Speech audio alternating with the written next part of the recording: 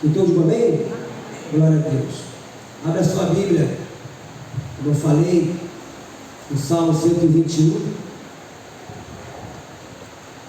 Mensagem que eu quero falar aqui,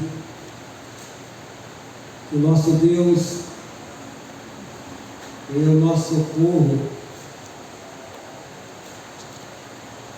na emergência. Aqui o salmista, ele começa exaltando o nome de Deus. Peço que você fique de pé, por favor.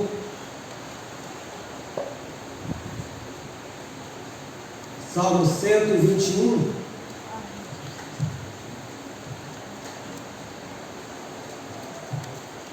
Que diz: eleva os olhos para os montes, de onde me virá o socorro. O meu socorro vem do Senhor, que fez o céu e a terra. Ele não permitirá que os teus pés vacilem, não dormitará aquele que te guarda. É certo que não dormita nem dorme o guarda de Israel. O Senhor é quem te guarda, o Senhor é a tua sombra à tua direita. De dia não te molestará o sol, nem de noite a lua. O Senhor te guardará de todo o mal, guardará a tua alma. O Senhor guardará a tua saída e a tua entrada, desde agora para sempre. Querido Deus, te louvamos, te bendizemos pela leitura da tua palavra. Palavra, Deus amado, que por si só já é poderosa, abençoada. Nós aqui estamos para ouvir, para aprender do Senhor. Fale aos nossos corações. Como teu arauto, eu peço essa ajuda também. Que eu não acrescente nada e não tire nada do que está escrito, Deus, aqui. Mas tudo que eu falar e fizer, seja para honra e glória, no nome santo do nosso Senhor e Salvador Jesus Cristo. Amém, queridos? Podem sentar.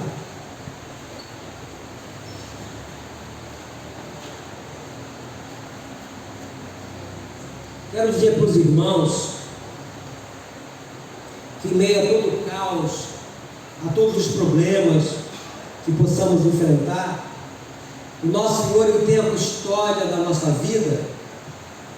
Isso é uma certeza que temos de ter. A nossa vida está nas mãos dele, até porque somos propriedade dele. Que diz lá, é isso que diz lá em 2 Pedro, no capítulo de número 2, versículo 9, que nós somos o que? Nação santa, sacerdócio real, povo de propriedade exclusiva de Deus. Então não há motivo para pânico, porque, claro que a gente sabe que é preocupante, tempestade, mas qual foi o ano que não teve esse tipo de coisa no mês de janeiro ou no mês de fevereiro?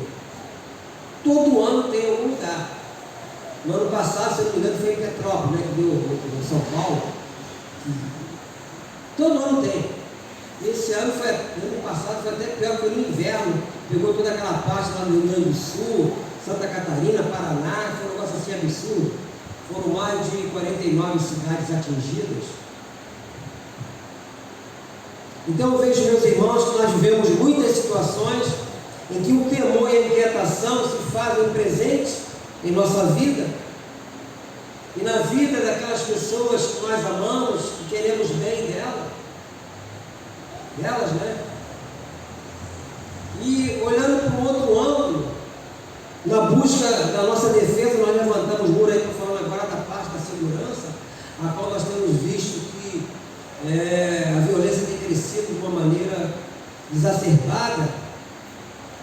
As pessoas contratam seguranças, colocam travas e alarme nas portas, cercas elétricas, vai por aí afora, ou seja, as pessoas estão se tornando prisioneiras nos seus lares. Quero dizer para os irmãos que o tempo da nossa vida é o tempo de Deus. A nossa vida está nas mãos dele, somente ele pode aliviar a tensão do nosso coração. Eu sempre me reporto aqui o Salmo 112, versículo 7, depois você vai ver com calma o que diz lá. Não se atemorizará de má notícia, o seu coração está firme, confiante no Senhor. Salmo 112, versículo de número 7.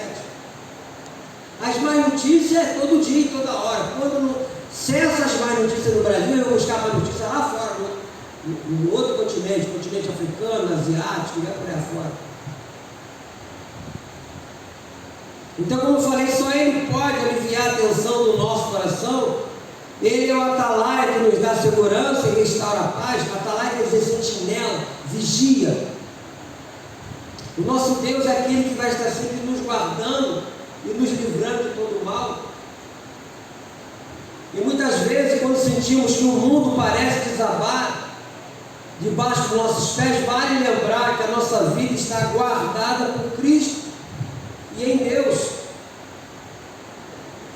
Nesses anos todos que eu sirvo a Cristo, nunca foi fácil. A nossa vida, a minha vida, a vida da minha esposa que aqui está, nunca foi fácil. Mas estou aí. Eu costumo dizer que o crente inverna, mas não quebra. Estou aí. É o dia que Ele vier nos chamar. Né?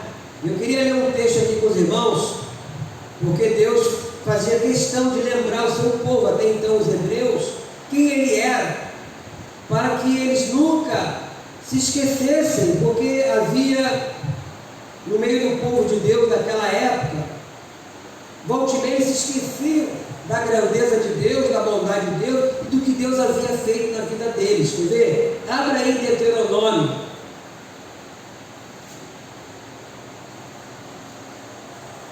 O livro de Deuteronômio fica depois de Números e antes de Josué, capítulo 6. Deus fala da obediência que eles teriam de ter com respeito aos seus ensinamentos. Deuteronômio capítulo 6 diz assim: estes, pois, são os mandamentos, os estatutos e os juízos que mandou o Senhor teu Deus, se te ensinassem, para que o cumprisses na terra a que passas para possuir, para que temas ao Senhor teu Deus, e guardes todos os seus estatutos e mandamentos que eu te ordeno, tu e teu filho, o filho de teu filho, todos os dias da tua vida, e que teus dias sejam prolongados. Olha só a obediência que dá.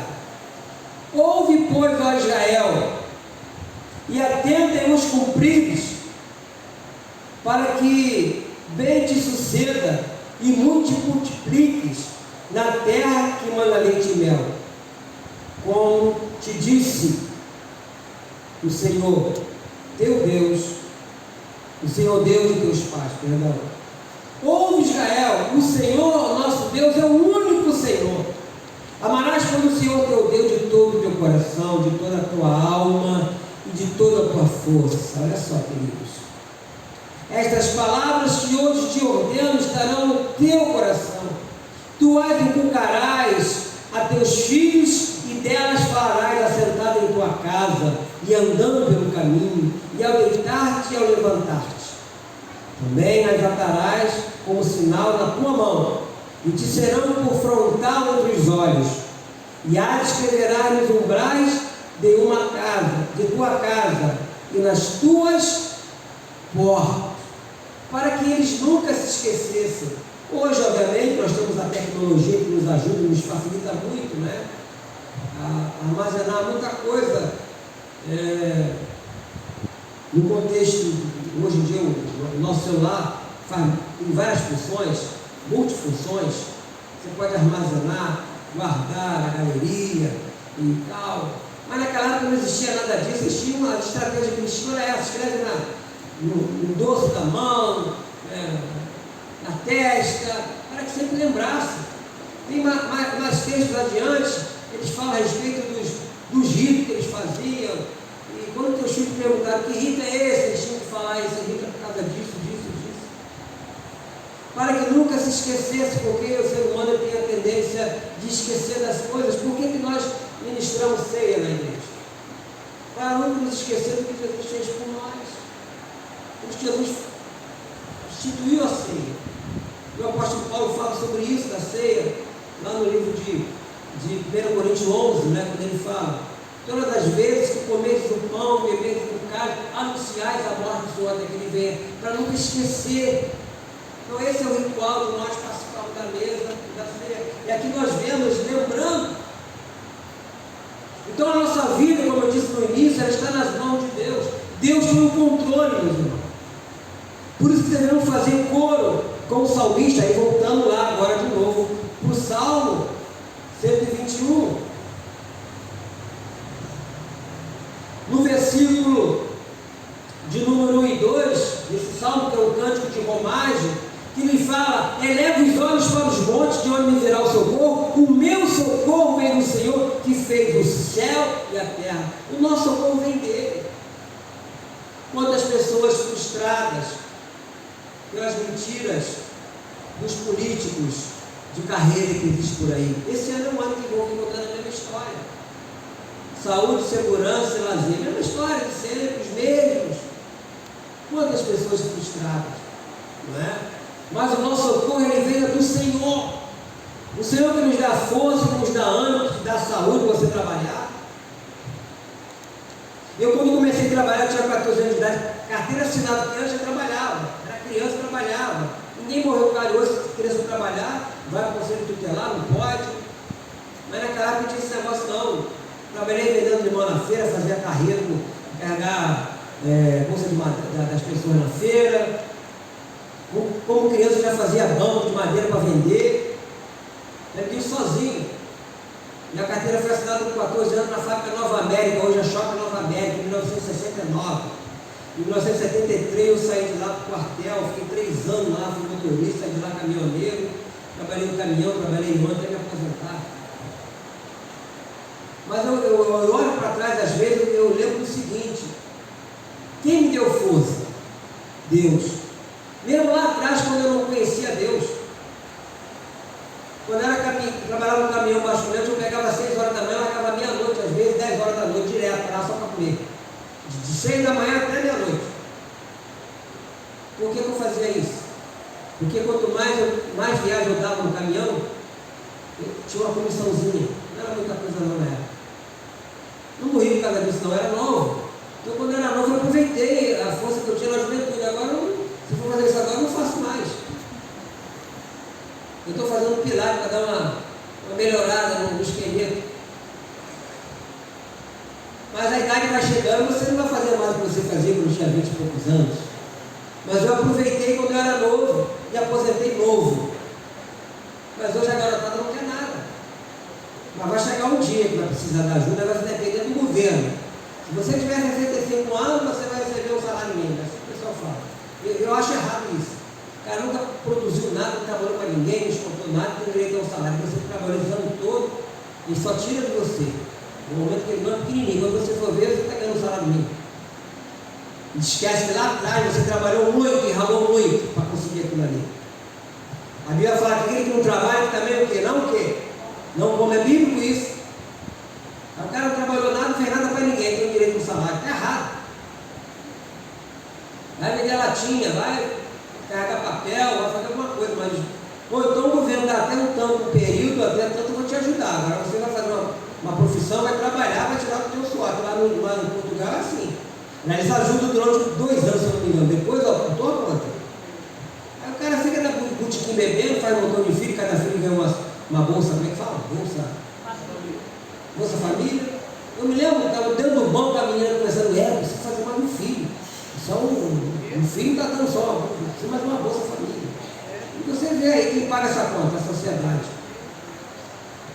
Esse é o nosso país, infelizmente. Mas a nossa vida está nas mãos de Deus. Quando ele diz aqui: o meu socorro vem do Senhor, que fez o céu e a terra. Eu, quando falo essas coisas, meus irmãos, meu pai trabalhava pintando parede, criou 11 filhos pintando parede. Eu recebia naquela época eu recebia um tostão do governo, criou todo mundo. Meu pai nunca foi numa delegacia para soltar um filho. 7 filhos homens, 4 mulheres. Ele ralou muito pintando parede. Criou todo mundo, ninguém passou fome. Ninguém passou fome. Não fui criado num lar cristão, mas havia temor. E quando ele sentava na mesa para comer, meu pai orava o Pai Nosso.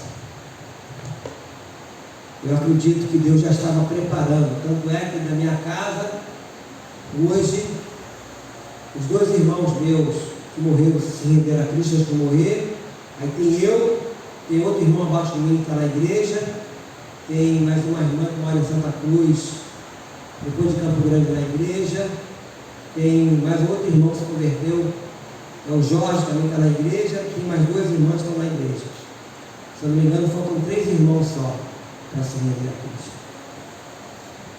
Eu estou falando isso porque nós não podemos desistir dos nossos, em meio a todas as lutas e dificuldades que nós enfrentamos. A nossa vida está nas mãos de Deus, e aquilo que Ele vai fazer na vida dos nossos pode até demorar, mas eu continuo acreditando no poder da oração. Então eu vejo, meus irmãos, que é uma grande alegria e segurança poder sentir quando sabemos que na hora da emergência Deus é o nosso socorro. É o que Ele fala aqui. O meu socorro veio do Senhor que veio do céu. Não veio do sistema político, do sistema ideológico, do sistema econômico. O Senhor certamente ouvirá o nosso grito de socorro. O Criador do céu e da terra é também o seu guardador e mantenedor. Você já parou para pensar isso?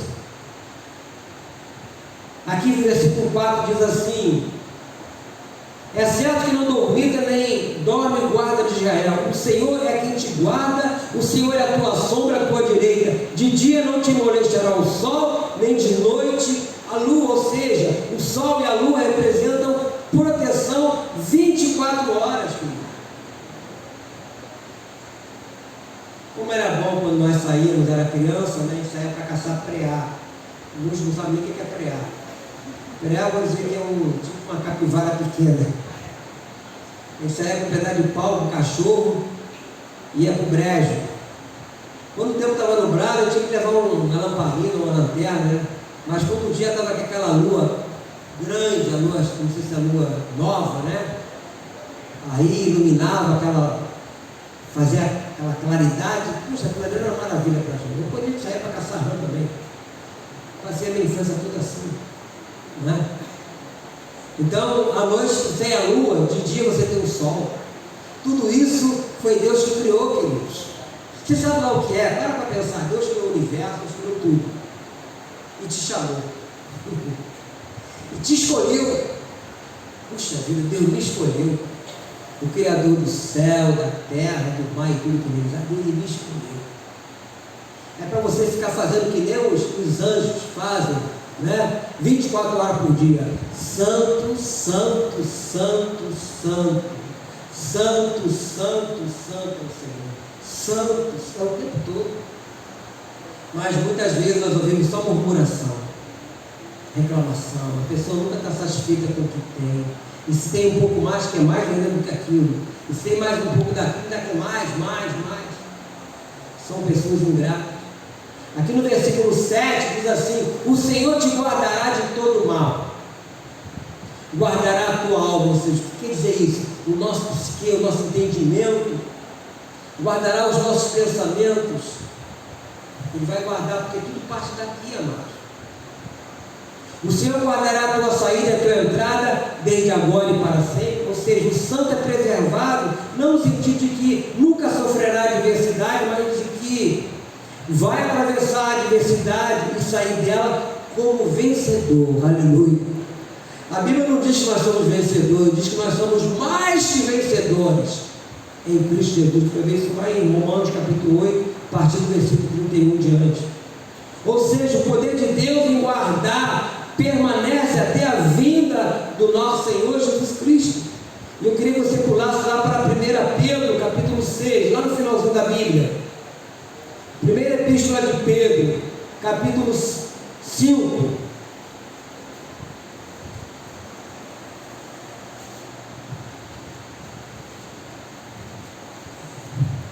Aqui tem uma exortação do apóstolo Pedro.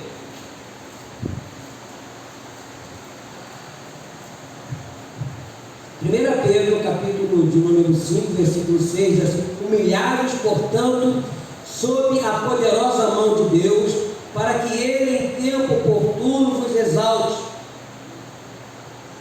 lançando sobre Ele todo o quê? toda a vossa ansiedade, porque Ele tem cuidado de vós. Sede sóbrios e vigilantes. O diabo, vosso adversário, anda de redor como um leão que ruge procurando alguém para devorar. Revestidos firmes na fé, certo de que sofrimentos iguais aos vossos estão se cumprindo na vossa irmandade espalhada pelo mundo. Ora, o Deus de toda graça, que em Cristo vos chamou à sua eterna glória, depois de ter sofrido por um pouco, Ele mesmo vos há de aperfeiçoar, firmar, fortificar e fundamentar. A Ele que seja domínio pelos séculos dos séculos. Então o Senhor fala aqui no versículo de número 7, lançando sobre Ele toda a vossa ansiedade. Deus quer que façamos isso. Lá em Mateus capítulo de número 11, versículo 28, Ele fala: vinde a mim todos vós, estás cansados, sobrecarregados, eu vos aliviarei, tomai sobre vós o meu jugo e aprendei de mim, porque sou manso e humilde de coração, e acharei descanso para a vossa alma. De novo aqui, ó, a preocupação, onde reside os nossos sentimentos, como eu falei. E aqui fala que nós devemos lançar sobre Ele. O meu conselho nessa noite, meus irmãos, é que nós estamos na estação verão. Estação verão sempre foi assim: de dia faz um calor de rachar o asfalto, e de noite, de tarde, cai aquela chuvarada, não é? Eu estava conversando outro dia, uma pessoa, que eu vi uma moça aí falando, conhece geologia, essas coisas todas, e ele falou que sempre houve na história esse movimento da natureza, de muita chuva, né?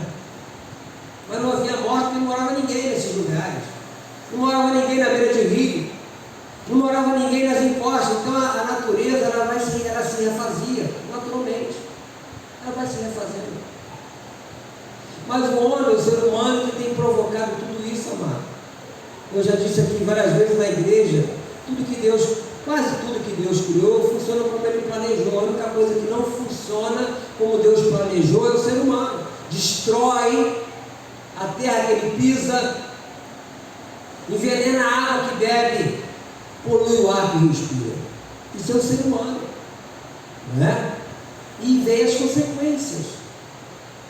Por que não impede as pessoas de construírem próximo à margem de rio? Por que não impede as pessoas de construírem em beiras de encostas? Um dia, eu moro aqui há 60 anos, tudo bem, outro dia já houve lá atrás. Há 200 anos atrás, será 300, 400, sei lá. Mas a natureza se refez. Quando eu vou lá na roça, vai chegando lá, já pegou fogo no pasto, o pasto subindo para o morro assim, dobrando para o outro lado. Pegou fogo naquilo tudo. Você passa hoje lá, está verdinho. E uma vez lá na casa do irmão, na hora que uma erosão assim lá no morro, lá assim, grande, aí eu fui ver que a raiz do capim é mais de 1,5 metro para dentro da terra. Pelo lado do vão assim, daquela rachadura na terra, eu vi a raiz do capim. Fiz uma média por baixo, mais de 1,5 metro de raiz para baixo. Então você pega o fogo em cima, queima tudo, mas daqui a pouco quando molha, chove, aquilo brota de novo. Então a natureza, o próprio livro de Romanos fala que a natureza geme, suporta e aguarda o quê? A revelação dos filhos de Deus. Aí as pessoas constroem de uma maneira, em lugar que não é para ser construído casas, não é para fazer ali. Lugares muito baixos, nós sabemos disso, mas deixaram fazer.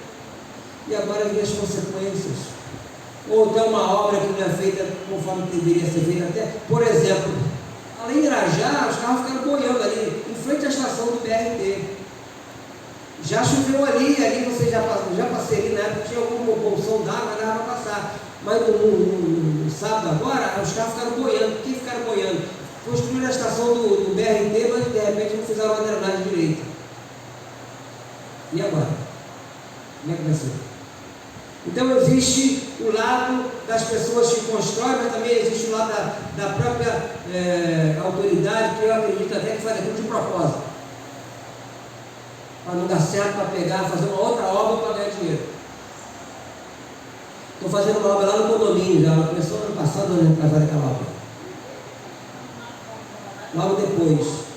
48 milhões, porque a rua tombou para dentro do condomínio, a rua da prefeitura.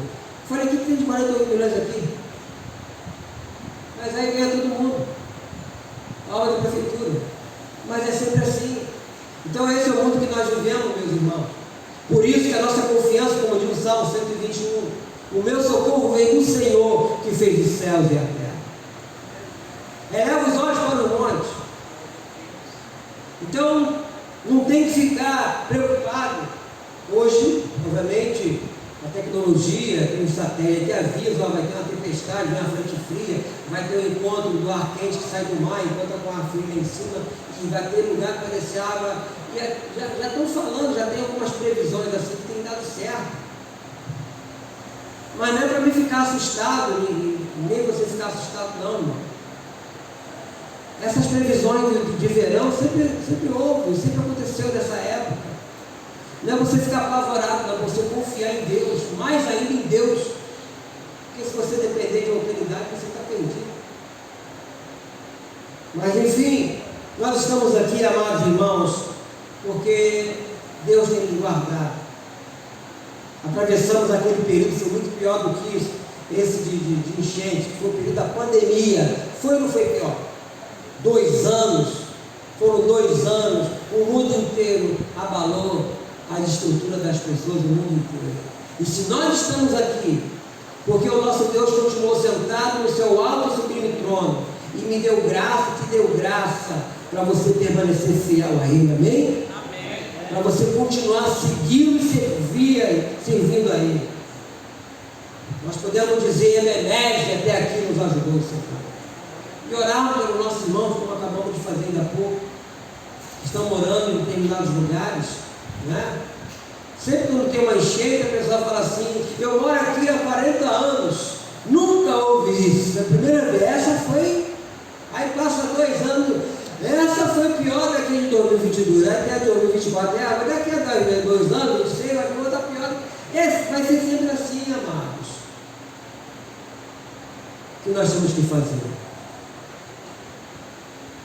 Continuar confiando em Deus e dentro do possível, que eu sei que muitas vezes não é possível orar em determinado lugar a qual você não vai correr risco, mas mesmo assim, queridos, a nossa confiança continua sendo em Deus.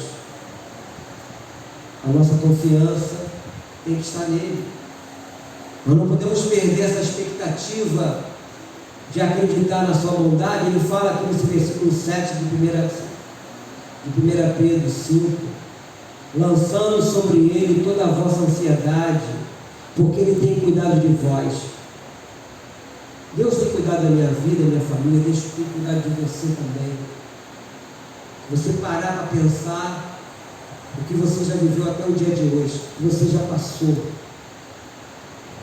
você vai dizer, puxa vida, se eu estou aqui, é porque Deus me guardou. Todos nós temos algum testemunho para dar com respeito a esse Deus. Se eu fizesse, vou dar uma oportunidade aqui, você vai contar, ia passar a noite aqui, cada um contando uma história, né? Todos nós contaríamos uma história, mas temos que ser gratos a Deus, querido, minha querida irmã. Eu queria orar por você, por sua família. As notícias que chegam até a nós, que vai vir mais chuva. O que fazer então? Eu só tenho essa casa, eu moro aqui. Senhor, guarda. Coloque sua mão no coração, querido Deus, Pai Celestial. Acabamos de ver na tua palavra que o nosso socorro vem do Senhor. E é verdade. O nosso maior socorro e melhor socorro vem de ti. Nenhum de nós está aqui por acaso, estamos aqui porque o Senhor nos protegeu e tem nos protegido. Nos ajude, Senhor, a permanecermos fiéis a ti. Em meio às más notícias, em meio, meus amados, às previsões sombrias, os nossos olhos estão postos em ti. O Deus de Israel, o Senhor é o nosso Deus,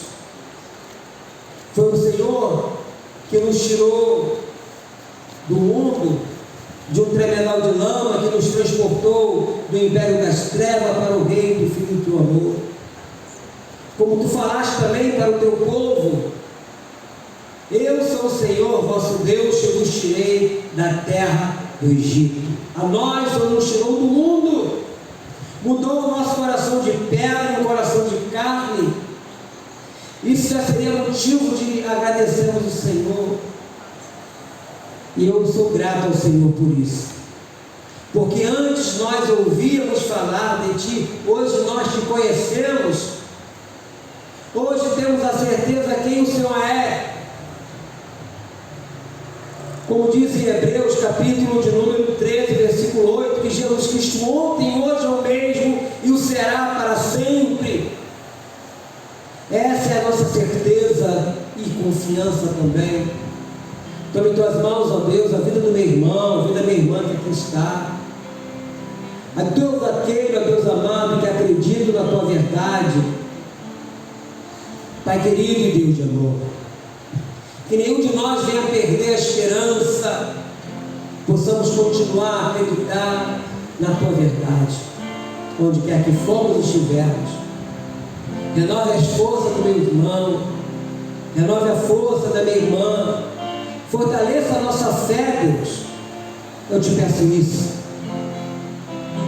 Meu Deus e meu Pai, se há pessoas aqui ainda passando um momento difícil na sua vida física, eu oro, Deus amado, pelo Rafael que aqui está, que veio à tua casa, mesmo com dificuldade. A parte humana ele está fazendo fisioterapia, mas eu acredito na sua completa e total recuperação. Coloca a vida do Rafael em tuas mãos, meu Deus e meu Pai, e tantos outros mais que precisam de um milagre do Senhor. Minha irmã Lenita, coloca em tuas mãos. Pai querido, minha irmã Deise, coloca em tuas mãos, e tantos outros mais que precisam de um milagre. Coloca a Júlia com a orelha, começar o culto em tuas mãos, está em estado febril. Meu irmão Expedito, coloca em tuas mãos. Minha irmã Luciana, meu Deus e meu Pai, em nome de Jesus, eu te peço isso, no nome santo do nosso Senhor Jesus Cristo. Que todo momento fique em pé.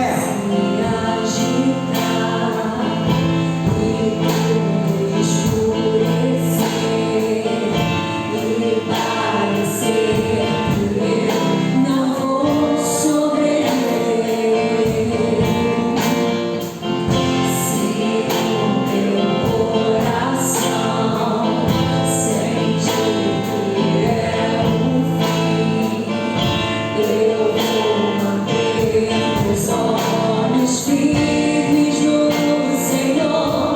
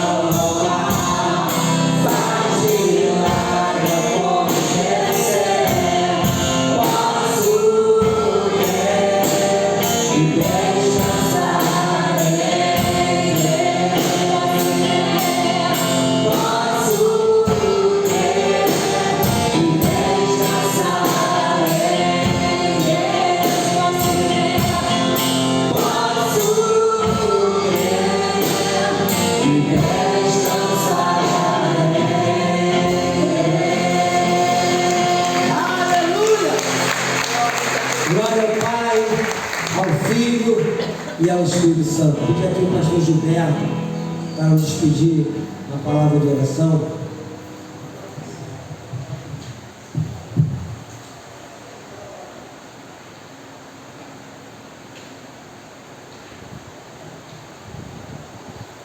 Boa noite, meus irmãos. Vamos agradecer a Deus, soberano e eterno Pai. Graças nós te damos, ó Deus, por tudo que aconteceu aqui nesta noite, porque mais uma vez o Senhor nos deu o privilégio de entrar na tua presença, pelas portas do louvor, te louvar, te agradecer o nome, colocar no teu altar as nossas petições, ó Deus, e nos alimentar da tua santa palavra. Muito obrigado, Pai, por tudo que o Senhor fez em nossas vidas nesta noite, pela presença do teu Santo Espírito aqui, nos confortando, nos consolando, nos renovando, Pai amado, as nossas forças. Agora, Deus, nos leva de volta aos nossos lares, conduza-nos com a tua paz, com a tua segurança, possamos ter uma noite de sono reparador, e que nossa manhã seja conforme a tua vontade e o teu querer. Obrigado, Pai, nós te agradecemos por tudo, no nome do seu Filho amado, Jesus Cristo, e que todos que querem, diga amém. Amém. Que o amor de Deus, que a graça do nosso Senhor Salvador Jesus Cristo e que as doces consolações do Espírito Santo sigam com todos. Uma boa noite e que Deus continue vos abençoando rica e abundantemente.